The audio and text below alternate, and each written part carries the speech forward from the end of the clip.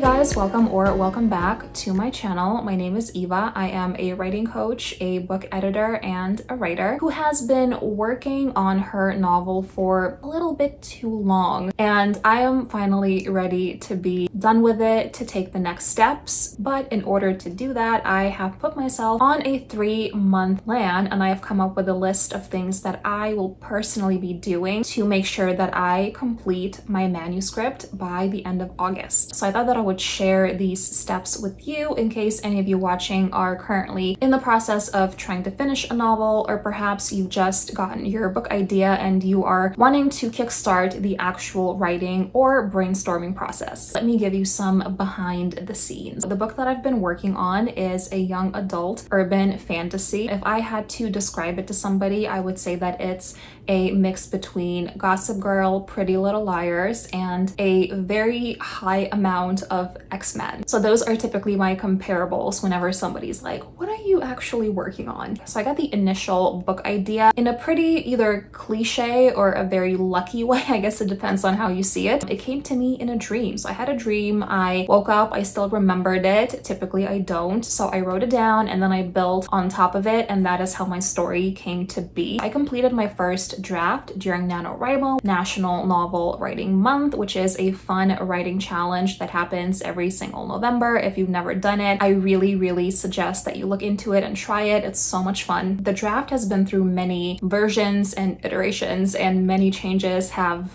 been done to it. However, it's still not complete. There is a big chunk of the story that either I only have tidbits, portions of chapters, or only have ideas of what's going to happen in those chapters, and the actual sitting down and writing has not actually happened yet. Let me give you some statistics. As of today, the book has 42 chapters. Now, out of those 42 chapters, only 30 chapters are complete, which means that I have 12 chapters that I still have to write. And then I also want to go all the way back to the beginning and make additional tweaks. In terms of the word count, this is kind of a pain point of mine, kind of a sensitive subject, because as I mentioned, I'm writing a young adult novel, and obviously if you're a well-established author, you can probably get away with a higher word count. However, since I would be a debut author, I probably would not have the same space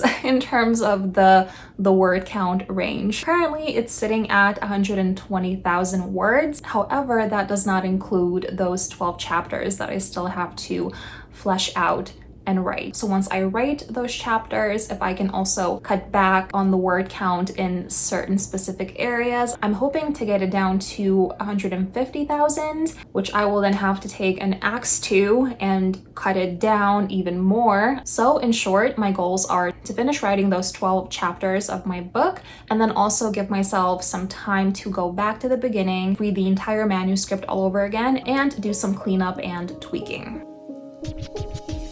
So this is something that I've already implemented because I've started this challenge on the 1st of June. So I'm giving myself 3 months, meaning that I will be done, fingers crossed, with this manuscript at the end of August. But I just haven't had a chance to film this video because, well, I've been sticking to my plan and I've been actually writing and working on the book a ton. Always been a bit hesitant about deadlines. Well, first of all, because I had the chance to not have to think about them, because I'm not a published author yet. I don't have an agent. I don't have anyone else expecting me to turn in my work at a certain time. So I've always thought, let me not put myself in this box and let me just be free to be creative and take my time. So while I think that that's perfectly fine, and it's been fine for me for years, however, I've been wanting to finish this book, and I feel like to be able to finish a project, you do need to eventually have a deadline to be like, hey, I've taken my sweet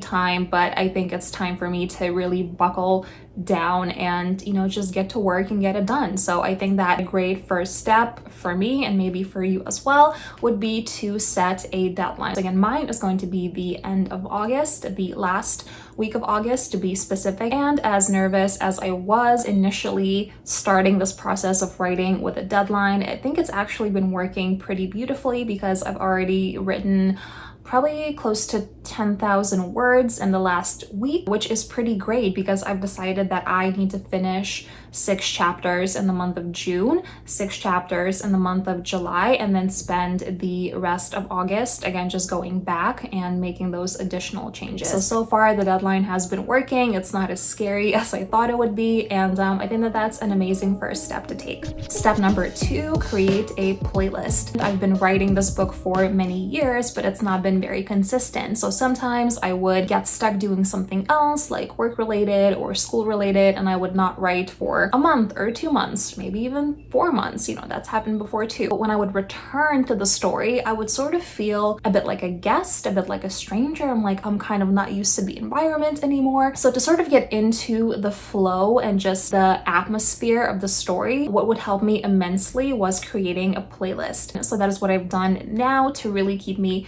engaged and immersed and excited about this project. You can do this in many different ways. Personally, I just have a playlist on YouTube that I've created. It's got a lot of Taylor Swift, it's got a lot of Evanescence, Tokyo Hotel. It's an awesome German band that I used to love when I was a teenager, and they've just got this grungy vibe that I feel like fits really well with my story. I've got some Melanie Martinez and a whole lot of Lorde, who I love. And also I love to incorporate some TV show and movie soundtracks. I feel this really put me in the mood. Sometimes it's okay to write when there's somebody singing in the background, like actual lyrics, and then sometimes it can be distracting. So I like to have the balance of just pure instrumentals and then some actual songs with words to kind of get my creative juices flowing. If you want to stay engaged in your story and just feel immersed in this world that you've built as you're writing, I highly suggest building a playlist. And again, it can be a playlist on YouTube, you can build a playlist on Spotify, you can even burn a CD if you'd like. I mean, hey, I have a whole bunch of those in my drawer, so that's an option too. Try to cut down on anything that is distracting you. If you have responsibilities and obligations that pull you away from writing, that's completely understandable. It happens to all of us, happens to me, happens to everyone else. So that is not what I'm talking about here. I'm talking about any other thing that you can control and sort of minimize or even delete from your life that is distracting and is keeping you from being productive. So that is very individual, but I will share 3 things that personally distract me a lot. So I have an email app that always alerts me when a new email comes to my inbox. For the past couple of years, I used to get so many spam emails, or I had signed up for newsletters and emails from different stores that I shopped at. So they would just keep on coming. Phone would just keep on pinging. I have a tendency to check my email pretty often because I do work with author clients. But there are so many emails in my inbox that have nothing to do with my clients or with my writing or anything that I have to address. So I spent a good few hours just going through my emails and unsubscribing from anything that I'm not interested in, that is only going to try to get me to buy stuff that I should not be buying. That way my phone pings less and I have less distractions as a result. The next thing is clutter in my house. You can probably see my desk in the back. It's maybe not in the most organized condition now because I'm actually in the middle of revising a chapter. So I have like books and notebooks and all kinds of stuff in the back there, but I have gone through my entire living space. I flipped my closet, so I changed my winter clothes for my summer clothes. It's now out of the way, so that's amazing. I went through a bunch of books that I'll be donating. I typically write in this space, unless I write in a park or I go to a cafe, which I also love to do. But if I'm writing here, I need my space to really be cozy and organized, as much as it might not seem today just based off of this. And the third thing that I've definitely tried to infuse some organization into, just for the sake of not getting distracted as I'm writing, is to organize my research. So that is something that I preach to all of my clients. Try to be as organized as you can with any research that you do, with any outlines that you write, with any,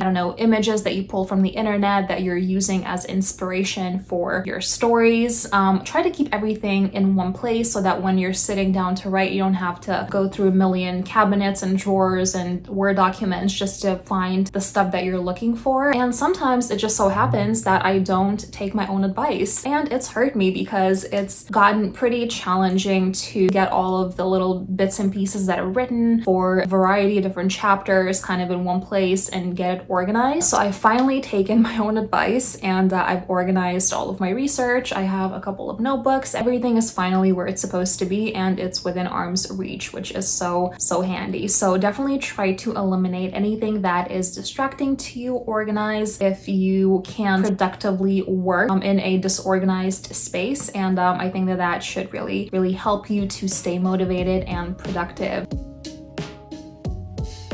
This is so important because as much as I love my book, I definitely have moments where I fall out of inspiration and I sometimes lose my motivation to keep writing. Something that I have vowed to do and that I've been doing, and so far it's been working great, is to just do things that keep me inspired and motivated. So again, this is very individual based on each person and each person's personality. For me, things that inspire me are things such as watching author interviews. I've been watching a ton of Instagram lives and author interviews on YouTube. Another thing that I've been doing is watching book to movie adaptations. You know, obviously not every book needs to be a movie, but that concept really excites me. So I've been watching a ton of those when I'm not writing. If you have any recommendations, drop them in the comments down below. And the last thing that's really been making me engaged and excited about the writing process has been taking myself out on solo writing dates. Some days I sit down to write my book and the words just flow. And then sometimes I have weeks like last week where I felt completely creatively blocked. If you're dealing with this right now, something that personally helps me is taking myself out on a solo free writing date. Step 1, grab some essentials and find a spot that sparks your creativity. Personally, I like a busy area in the city where I can people watch, a cafe, or a quiet park bench. Step 2, open up a notebook and spend about 30 minutes to an hour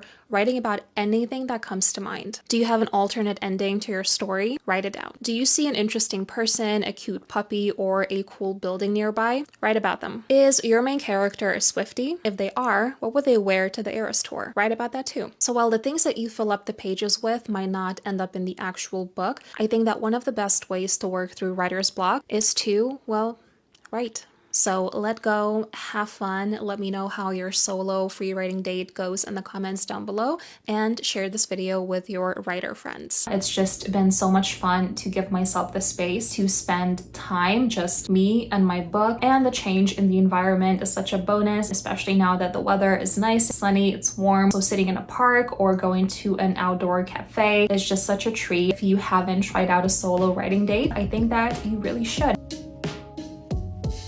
So let's talk about accountability. So I recently read an article in The Guardian, and it said that if you have an accountability buddy or an accountability partner, you are 95% more likely to complete a goal. I realized that this has been missing from my writing life. I've never had an accountability partner, an accountability buddy, an accountability group that I would be, well, accountable to. What does accountability look like for a writer? It can be an in-person or a virtual writing group. It can be a supportive partner, friend, or family member. It can even be your friends on social media if you're, for example, sharing statistics like, hey, I wrote this many words on Monday. I have a goal to write this many words by Friday, things like that. I did a thing. I have been dabbling in all of the things that I just mentioned, but I just felt like that wasn't enough for me. So I did some extensive research and I'm so excited to announce that I am officially working with my own developmental editor. Yes, editors do need editors as well, because when you're so close to your own story, you need somebody else's input and perspective